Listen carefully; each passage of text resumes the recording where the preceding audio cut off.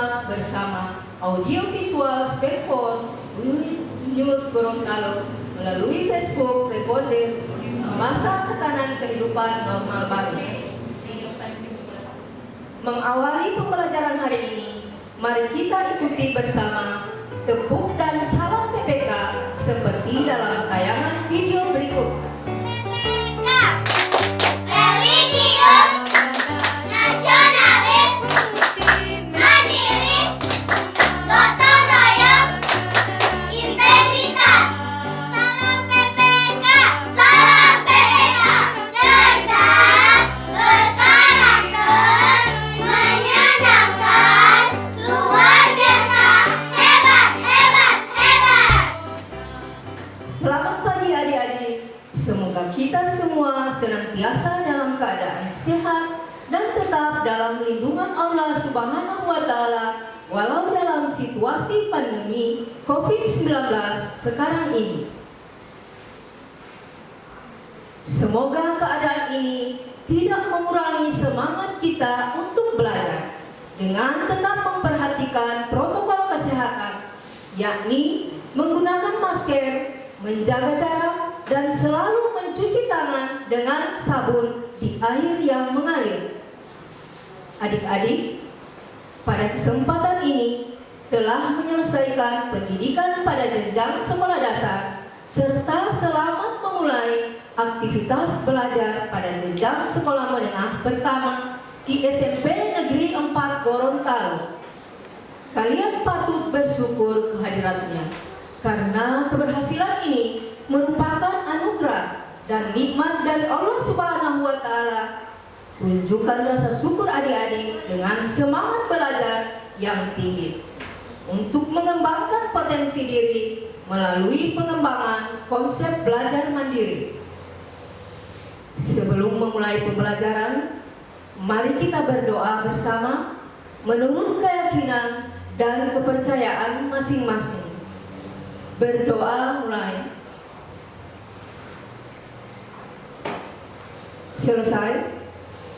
Selanjutnya, perlu Ibu ingatkan bahwa di akhir pembelajaran ini, adik-adik dapat bertanya melalui kolom chat pada WhatsApp 0852 98167242 atau link di bawah ini. Jadi nomor yang tadi itu adalah nomor WhatsApp Ibu ya. Selanjutnya, Ibu akan mengecek kehadiran dan kesiapan adik-adik. Apakah sudah siap dengan handphone atau laptopnya masing-masing? Baik, adik-adik, Ibu kembali lagi setelah pesan-pesan berikut. SMP Negeri 4 Gorontalo menggagas dan melaksanakan kelas berbasis PPK, yaitu kelas PPK Religius,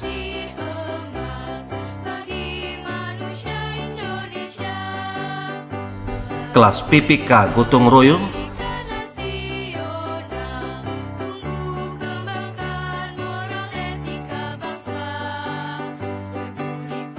kelas PPK Nasionalisme, kelas PPK Integritas,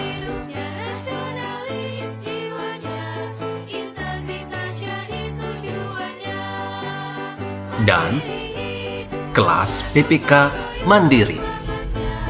Semuanya ada di SMP Negeri 4 Gorontalo.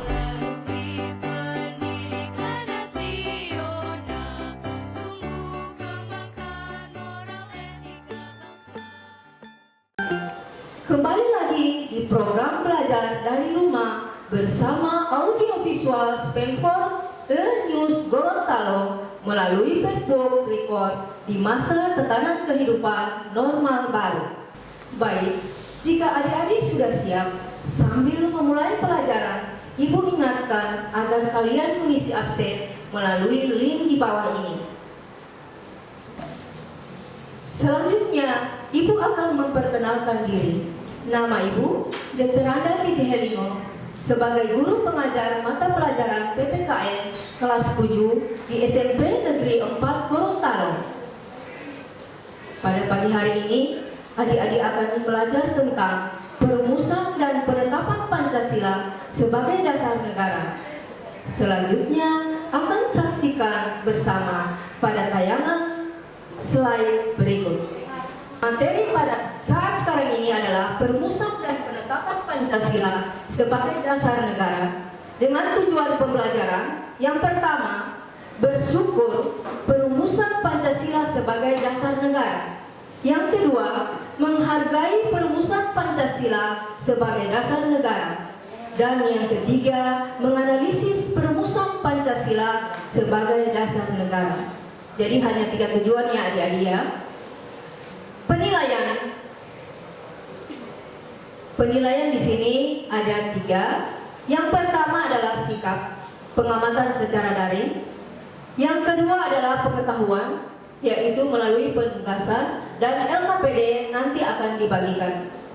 Yang ketiga adalah keterampilan, penilaian produk.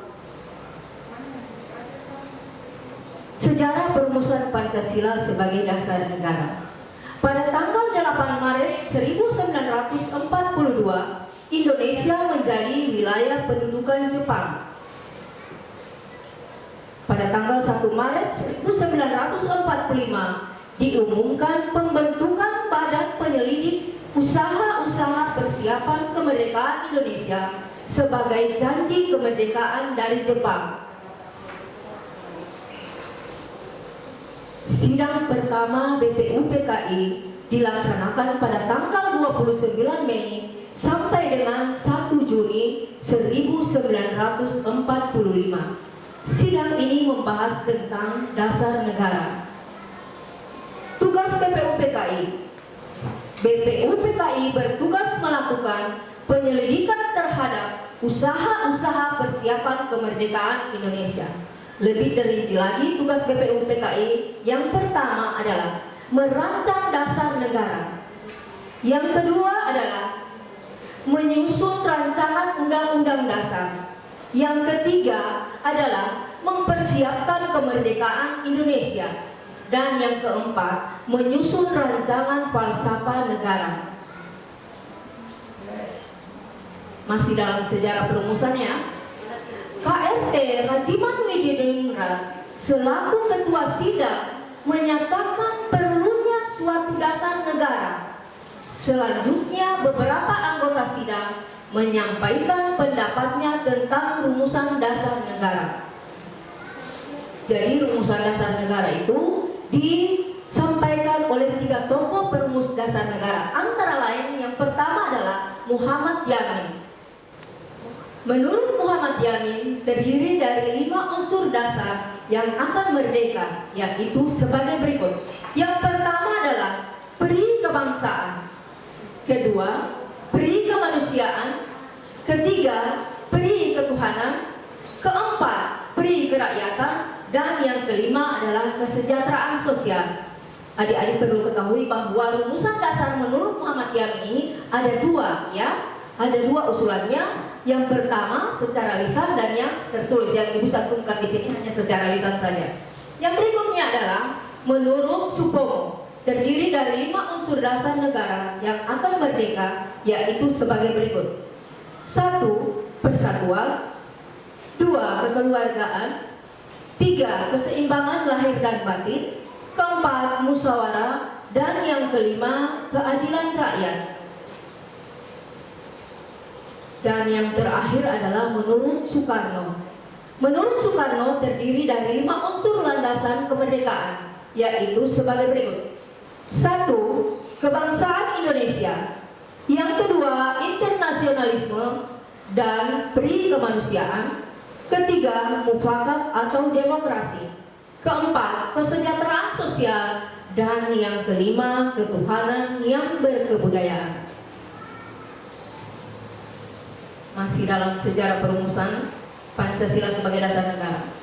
Pada sidang BPUPKI pertama dibentuk panitia 9 yang menghasilkan rancangan Piagam Jakarta. Nah, dalam rancangan Piagam Jakarta ini yang pertama itu adalah ketuhanan dengan kewajiban menjalankan syariat Islam bagi pemeluk-pemeluknya. Kedua adalah kemanusiaan yang adil dan beradab. 3. Persatuan Indonesia. 4. Kerakyatan yang dipimpin oleh hikmat kebijaksanaan dalam permusyawaratan perwakilan. Dan yang kelima adalah keadilan sosial bagi seluruh rakyat Indonesia. Dan yang sila pertama menurut Piagam Jakarta inilah yang jadi pertentangan, karena di situ dinyatakan dengan kewajiban menjalankan syariat Islam bagi pemeluk-pemeluknya. Sementara di Indonesia itu pada saat itu bangsa Indonesia menganut 5 agama, dan sekarang sudah 6 ya, tambah dengan Konghucu. Maka dengan kewajiban menjalankan syariat Islam itulah yang dipertentangkan, sehingga dikeluarkanlah ketujuh kata itu, digantikan dengan ketuhanan yang Maha Esa yang ada dalam Pancasila sekarang yang kita gunakan. Pada tanggal 7 Agustus tahun 1945, setelah menyelesaikan tugasnya, BPUPKI dibubarkan dan digantikan dengan Panitia Persiapan Kemerdekaan Indonesia atau disingkat dengan PPKI atau Dokuritsu Junbi Inkai. Dalam bahasa Jepangnya ya. Jepang akhirnya menyatakan kekalahan pada sekutu pada tanggal 14 Agustus tahun 1945. Hal ini terjadi setelah 2 kota di Jepang dijatuhi bom, yaitu Nagasaki sama Hiroshima. Kekalahan Jepang tersebut ternyata diketahui oleh golongan muda.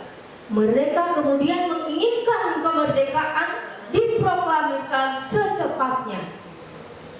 Jadi golongan muda ini mendesak kepada golongan tua supaya segera memproklamirkan proklamasi kemerdekaan Indonesia. Pada tanggal 18 Agustus 1945, Panitia Persiapan Kemerdekaan Indonesia menggelar sidang. Salah satu sidang PPKI yaitu mengesahkan Pancasila sebagai dasar negara. Baik, sebelum kita masuk pada kesimpulan, jika ada yang ingin bertanya, materi yang belum dipahami, silahkan masuk pada kolom komentar. Baiklah adik-adik, kita masuk pada kesimpulannya. Kita simpulkan bersama. Yang pertama adalah sidang pertama BPUPKI berlangsung mulai tanggal 29 Mei sampai dengan 1 Juni tahun 1945. Kedua, ada 3 tokoh yang mengusulkan dasar negara, yaitu Muhammad Yamin, Supomo, dan Insinyur Soekarno. Yang ketiga, pada tanggal 1 Juni tahun 1945, Insinyur Soekarno menyampaikan usulan dasar negara merdeka yang dinamakan Pancasila. Dan yang keempat, setelah selesai sidang pertama, BPUPKI dibentuk panitia kecil yang dikenal dengan Panitia 9 pada tanggal 22 Juni tahun 1945. Panitia 9 menyepakati naskah Piagam Jakarta yang berisi rancangan pembukaan Undang-Undang Dasar.